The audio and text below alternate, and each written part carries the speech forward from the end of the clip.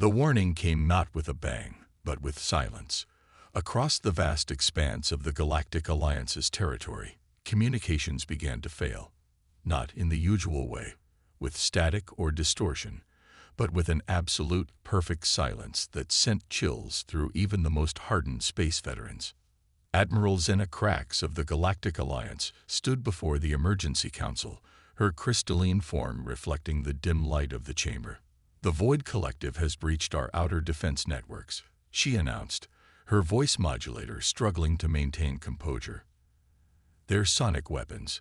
They're unlike anything we've encountered." The council chamber erupted in worried murmurs.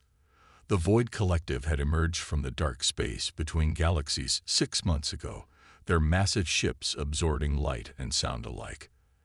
They didn't communicate, they didn't negotiate. They simply arrived and began their systematic assault on civilized space. Their primary weapon, Krax continued, projecting a hologram of wave patterns, generates what we're calling null frequencies. These waves don't just cancel out sound, they destroy the very ability to perceive or generate it. Entire species are being rendered mute, their neural pathways disrupted by these frequencies. The implications were devastating. In a galaxy where most species had evolved complex audio neural networks for communication, the Void Collective's weapons were more than just tools of war. They were civilization killers. "We've lost contact with the harmonious collective of Sylith," another council member added, their tentacles writhing in distress. 40 billion beings silenced in less than a solar day. The council chamber fell into despair. The Void Collective's ships were nearly impossible to detect, their weapons unstoppable, and their motives unknown. They had already disabled the most advanced civilizations in the Alliance, turning thriving worlds into silent tombs. Then, from the back of the chamber, a voice spoke up. There might be one species that could help. It was Dr. Vexterra, the Alliance's chief xenobiologist. All eyes turned to her as she approached the central platform. "During our initial surveys of Sol system, we discovered something peculiar about its dominant species," she said, bringing up data on the central display. "Humans evolved on what we classified as a Class 12 acoustic death world." Gasps filled the chamber. Class 12 meant the planet's natural soundscape was so intense it should have prevented the development of complex audio neural pathways entirely. "Earth's environment is brutal by our standards," Vexterra explained. "Constant atmospheric percussion events, they call thunder, geological disturbances, and the sheer volume of their biosphere's acoustic output would drive most species mad. But humans, they adapted." The display showed human neural scans alongside those of other species. Where others had simple audio processing centers, human brains showed complex networks of redundant systems and unique filtering mechanisms. "They don't just survive in their acoustic hell," Vexterra continued. "They thrive in it. They've developed technologies to both generate and control sound waves that would shatter the sensory organs of most species. They've even turned sound into an art form they call music, deliberately exposing themselves to complex wave patterns for pleasure." Admiral Krax stepped forward, her crystalline form catching the light. "Are you suggesting these Deathworlders might be immune to the Void Collective's weapons?" "Not just immune," Vexterra replied. "They might be the only species in the galaxy capable of fighting back. Their primitive technology already includes weapons based on sound manipulation. Given access to our advanced sciences, the Council erupted in debate. Humans were known to be unpredictable, violent, and technologically primitive by galactic standards. But they were also renowned for their adaptability and determination. "We have no choice," Krax declared, silencing the chamber. "Send the call to Earth. Tell them everything. If there's even a chance these Deathworlders can help us fight back, we must take it." As the message was prepared, Dr. Vexterra added one final warning. "Remember, we're not just calling for help. We're about to give advanced technology to a species that turned their planet's devastating soundscape into entertainment. Whatever happens next will change the galaxy forever." The call was sent, racing through subspace toward the blue planet that the galaxy had long ignored. The Galactic Alliance waited in tense silence, hoping that these acoustic Deathworlders might be their last chance against the encroaching void. Little did they know, humanity's response would bring a symphony of destruction that would shake the very foundations of space itself. The message from the Galactic Alliance arrived at Earth's Deep Space Listening Array during a thunderstorm. Dr. Sarah Chen, head of acoustic physics at the Global Defense Initiative, watched the transmission with growing interest as thunder rattled the facility's reinforced windows. "They're afraid of sound," she said, a slight smile playing across her face as she addressed the Emergency Council of Earth's United Governments. "These void collective weapons that terrify the galaxy, they're basically just advanced noise cancellation." The council chamber, hidden deep beneath the Rocky Mountains, hummed with the constant vibration of Earth's tectonic activity. To the assembled human leaders, it was barely noticeable background noise. To the visiting Alliance representatives, it was nearly unbearable. "With all due respect, Dr. Chen," Ambassador Vexterra interjected, her translator struggling to filter the chamber's acoustics, "the Void Collective's weapons are far more sophisticated than our noise-canceling headphones." Chen interrupted, pulling out a small device from her pocket. "This consumer tech from 2020 already understood the principles. We've just been refining things since then." She gestured to her assistant, who activated a holographic display. "Humanity has been weaponizing sound since before we had written language. From war drums to sonic cannons, we've learned to harness acoustic energy in ways your civilizations never considered necessary." The display showed schematics for various human acoustic technologies: crowd control devices, underwater communication systems, medical imaging equipment, and more exotic applications that made the Alliance representatives shift uncomfortably. "But our real advantage," Chen continued, "isn't our technology. It's this." She brought up a human neural scan. "Our brains don't just process sound. They predict it, filter it, and adapt to it. We can focus on a single conversation in a crowded room, appreciate multiple layers of music simultaneously, and instinctively recognize patterns in noise that your species would perceive as chaos." General Maria Torres, commander of Earth's combined military forces, stepped forward. "We've already begun modifying our sonic weapon platforms for space warfare. The prototypes are ready for demonstration." The council relocated to an underground testing facility. Through foot-thick transparent barriers, they watched as a replica of a Void Collective null-frequency generator, built from Alliance specifications, powered up against a human sonic defense system. The alien observers winced as their sensory systems detected the null-frequency buildup, but the humans showed no reaction. When the two wave patterns collided, the result wasn't silence. It was a carefully controlled cascade of harmonics that shattered the null-frequency generator. "We don't just resist their weapons," Chen explained. "We can turn them against themselves. Every frequency has a resonant point. Find it, exploit it, and even silence itself becomes a weapon." The Earth Council voted unanimously to join the Alliance's fight. Within days, factories worldwide began converting to produce acoustic warfare systems. Ships were retrofitted with sonic amplifiers and resonance generators. But humanity's greatest contribution wasn't their technology. It was their understanding of sound as both art and weapon.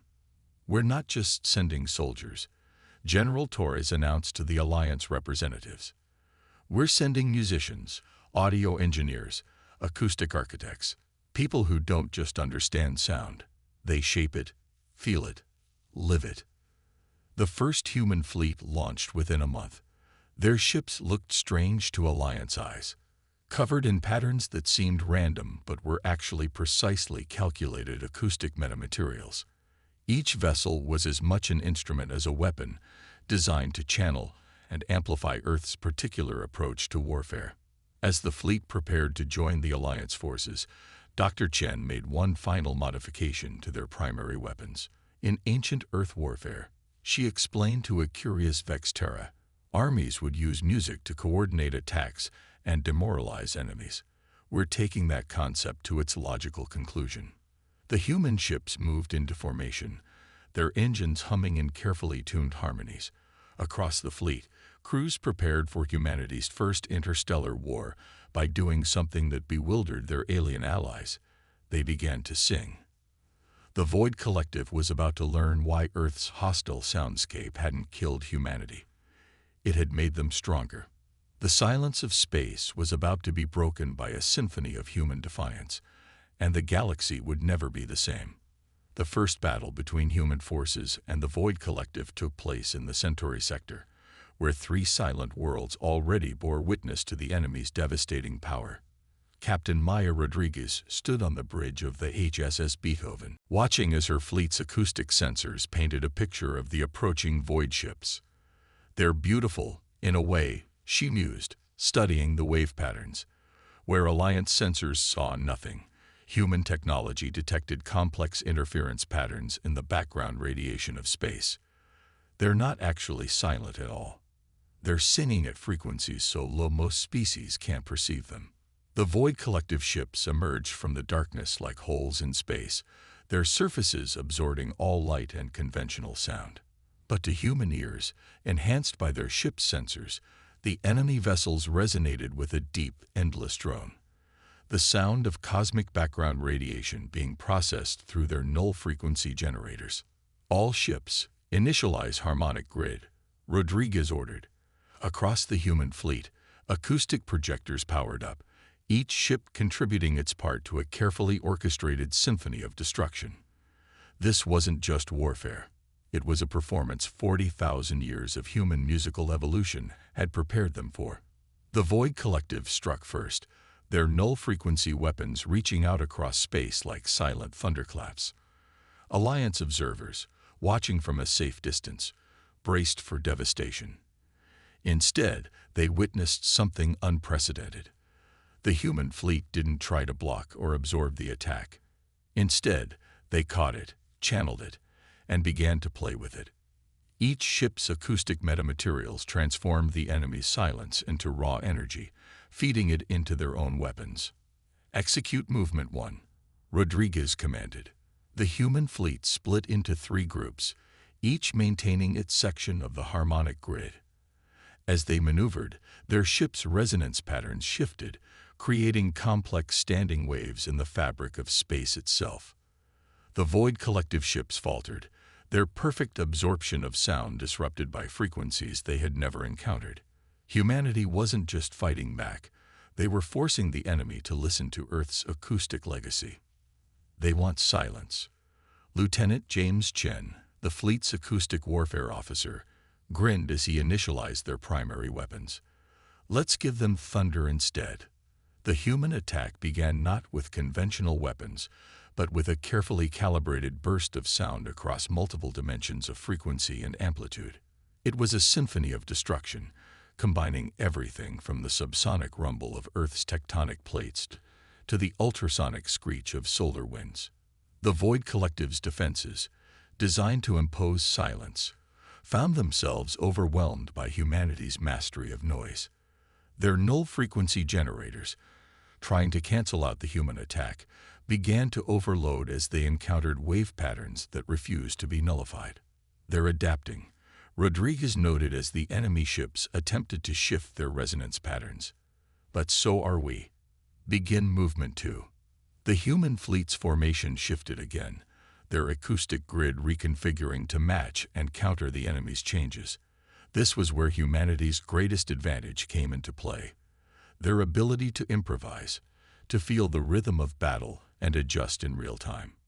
Void Collective ships began to break apart as their hulls reached resonant frequencies they were never designed to withstand. The silence that had been their weapon became their weakness as human acoustic technology turned their own harmonics against them. "Their flagship is attempting to generate a null space field," Chen reported. "They're trying to create a zone of absolute silence." Rodriguez smiled. "Perfect. All ships, prepare for Movement 3. Let's show them why humans learned to sing in the first place." The human fleet began to emit a complex pattern of frequencies that seemed chaotic but contained a hidden order. It was based on an ancient Earth principle, the power of the human voice to resonate with fundamental frequencies of existence itself. The null space field collapsed as it encountered wavelengths it couldn't process, frequencies that spoke to the quantum foundations of reality. The Void Collective flagship, unable to maintain its integrity under the acoustic assault, began to break apart. As the battle turned decisively in humanity's favor, Alliance observers finally understood why Earth's harsh soundscape had produced such a formidable species. Humans hadn't just survived in acoustic chaos, they had learned to wield it as both art and weapon. The Centauri sector battle ended with a victory that would reshape galactic warfare forever. The Void Collective retreated, leaving behind debris that still resonated with the echoes of human defiance. But this was just the beginning. "Send word to Alliance Command," Rodriguez ordered as her fleet regrouped. "Tell them we've proven the concept. Now it's time to take this symphony to every corner of the galaxy." The human fleet's victory song echoed through space, a promise and a warning. The galaxy was about to learn why Earth's children had never feared the noise. In the 3 months since the Battle of Centauri, humanity had transformed the war against the Void Collective. The massive training facility orbiting Jupiter buzzed with activity as alien crews learned to interface with human acoustic technology. Dr. Sarah Chen stood before a mixed group of human and Alliance specialists, her hands moving through the holographic sound waves floating in the air. "Sound isn't just a weapon," she explained, manipulating the patterns. "It's a language older than speech, older than life itself. The universe has been singing since the Big Bang. We're just learning to join the chorus." The Alliance engineers watched in fascination as she demonstrated the principles behind Earth's latest innovation, the Resonance Integration Network. It was a system that allowed ships to share and amplify their acoustic effects, turning entire fleets into synchronized instruments of war. Admiral Krax, her crystalline form now modified to better handle Earth's acoustic technologies, observed the training from a specially shielded chamber. "They'd done more than adapt to their world's hostile soundscape," she noted to Dr. Vexterra. "They've turned it into a fundamental advantage." The latest reports from the front lines proved her point. Human-led fleets had pushed the Void Collective back from 3 major sectors, using techniques that combined Alliance technology with Earth's understanding of acoustic warfare. But the enemy was learning, adapting their null-frequency weapons to counter human tactics. In response, humanity had unveiled something unprecedented. They called it the Harmonic Fortress Initiative. Captain Rodriguez, now promoted to fleet commander, oversaw its first deployment in the Orion defensive line. "Traditional static defenses don't work against their ships," Rodriguez explained to the combined fleet commanders. "So we're going to turn space itself into our instrument." The initiative involved networks of satellites that generated overlapping fields of complex harmonics. These fields didn't just defend. They created zones where the very fabric of space-time resonated at frequencies that disrupted Void Collective technology. But humanity's most surprising contribution to the war effort came from an unexpected source: their entertainment industry. Centuries of developing sound systems for music and movies had given humans unique insights into acoustic manipulation that even they hadn't fully appreciated. "Look at this," Lieutenant Chen told a group of Alliance technicians, playing a recording from a 21st century concert. "We were experimenting with infrasound and standing waves in entertainment venues before we even reached Mars. Now we're applying those principles on a cosmic scale." The breakthrough came when human musicians began collaborating with Alliance scientists. They discovered that the Void Collective's ships responded to certain harmonic progressions in ways that defied conventional physics.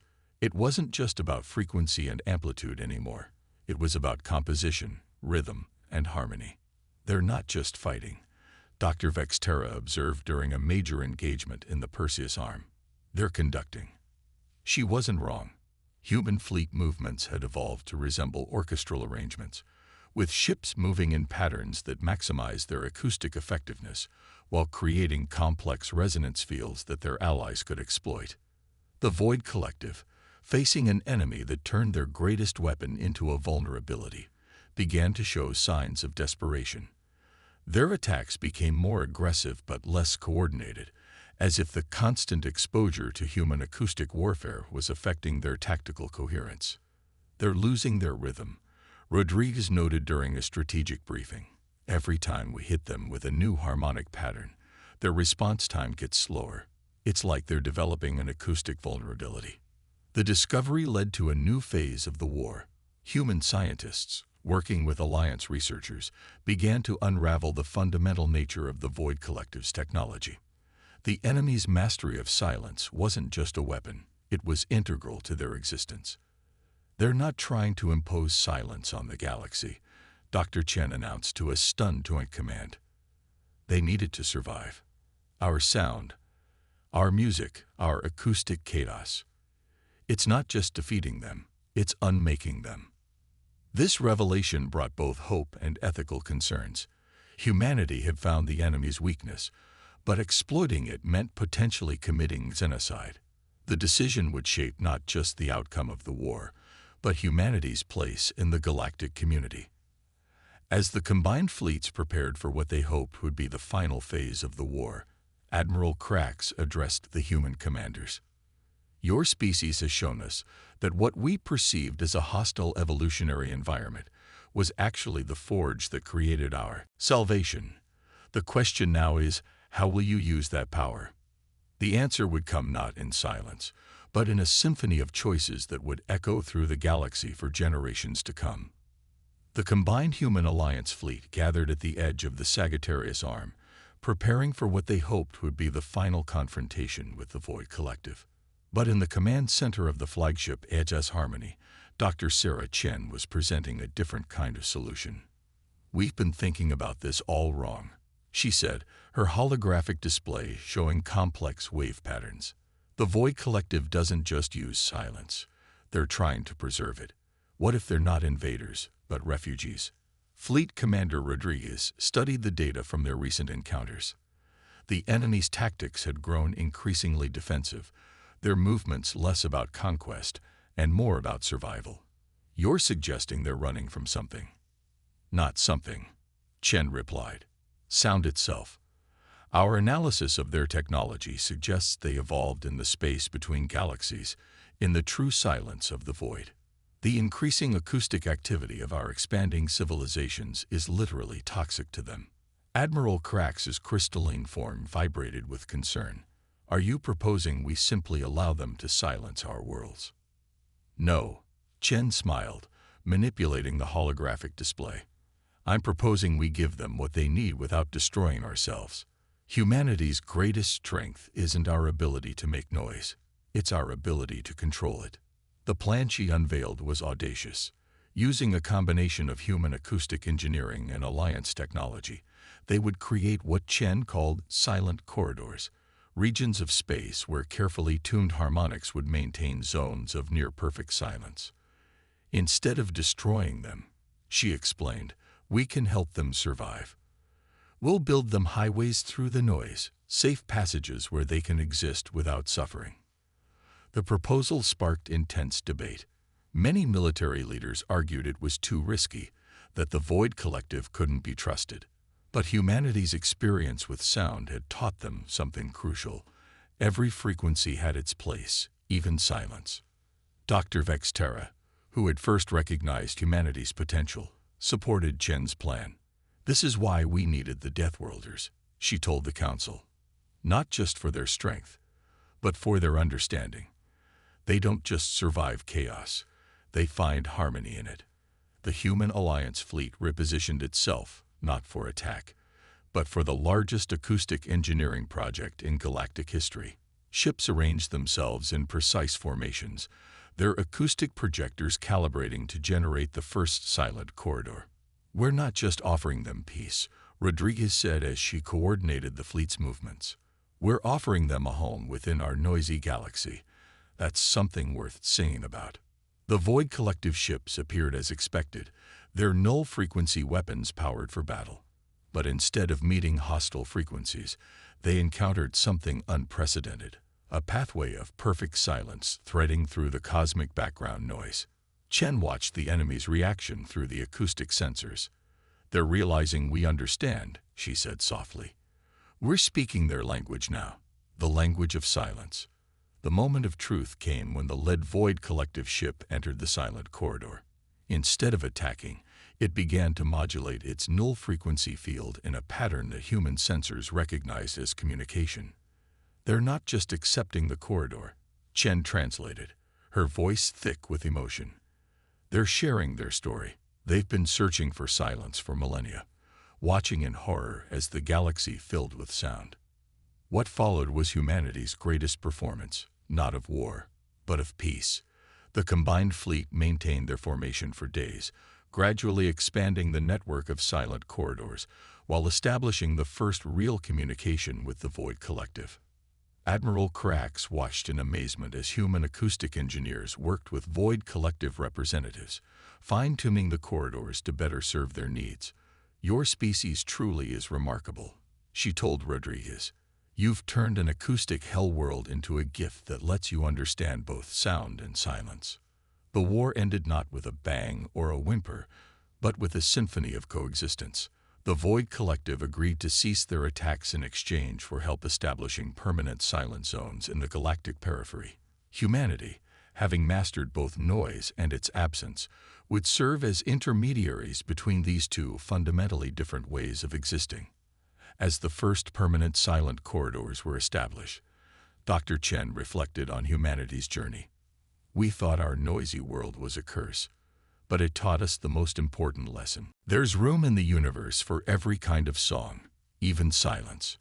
The galaxy would never be the same, but perhaps it was better this way. Humanity had proved that being Deathworlders didn't just mean surviving the impossible. It meant finding ways to help others survive too. In the end, their greatest weapon hadn't been their mastery of sound, but their ability to understand its absence. As news of the resolution spread, Alliance worlds celebrated in their own ways. But on Earth, they marked the occasion as humans always had, with music that echoed across their noisy, wonderful world, now more precious than ever.